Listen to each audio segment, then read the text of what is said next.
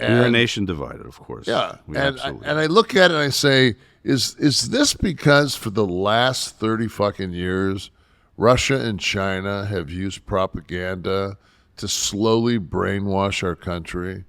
Like right now, we've got this TikTok fucking world that we live in, and like so you get an algorithm, and they find out that you lean right or you lean left. They start to feed that algorithm. They start to push you certain ways. And my whole thing is,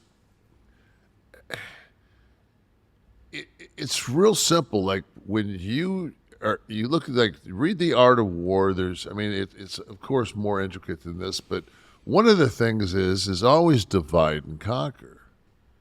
So right now, the United States is the most divided it's ever been. And fucking China is getting ready to pounce. It's exactly how they want it. And when they first identified Russian involvement in the 2016 election, I guess, right? Yeah. The ads that I saw that were used by them were so smart. It was a pro-Hillary ad.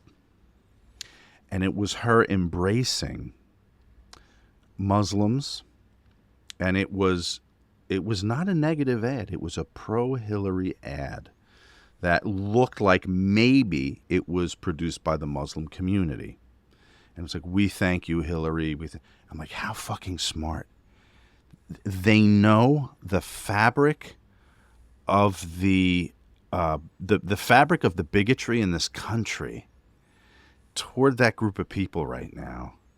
Right. And they could play on it by just running a pro-Hillary Muslim ad.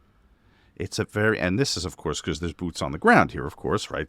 You know, the spy game is strong everywhere in the world. You really have to know the fabric of American culture to know that just running that will drive people to vote for Trump. There was another ad that I saw, and they talked about this girl that got raped, and they talked about this young defense lawyer that took the case of the guy that was being accused of the rape, and this young female defense lawyer went on to win this case for this man, and that young defense attorney was Hillary Clinton, but whatever her maiden name was.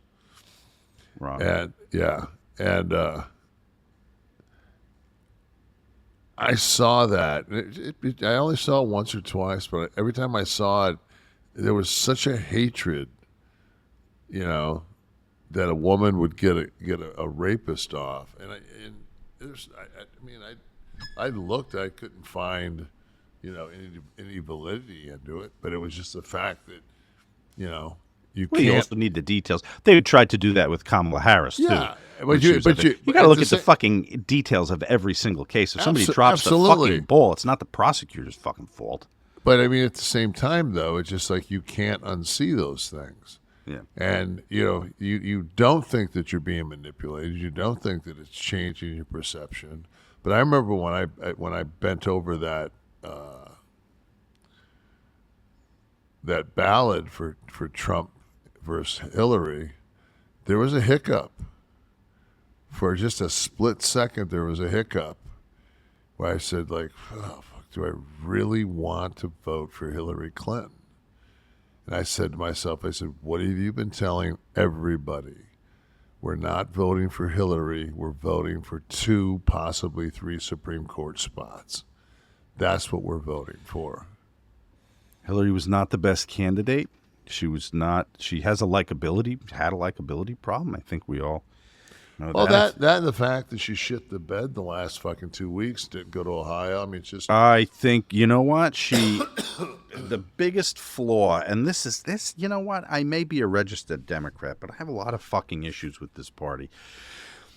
The middle class white man will always be there. Yep. So we do not have to talk to them. We don't have to speak to their issues. No visit to the fucking Rust Belt? Seriously? Okay. Yeah. we exist in numbers that can swing an election a lot quicker than some other classes.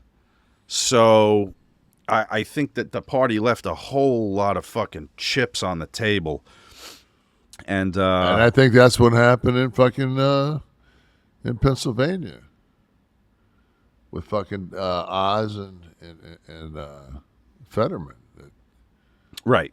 They really thought that, it's just like, no, man, like some fake motherfucker that ain't even from this fucking state ain't gonna come in here, and like we'll take the guy in the hoodie. We'll take the real guy, because fucking people put in real hours, and that city was built on sweat. Yeah.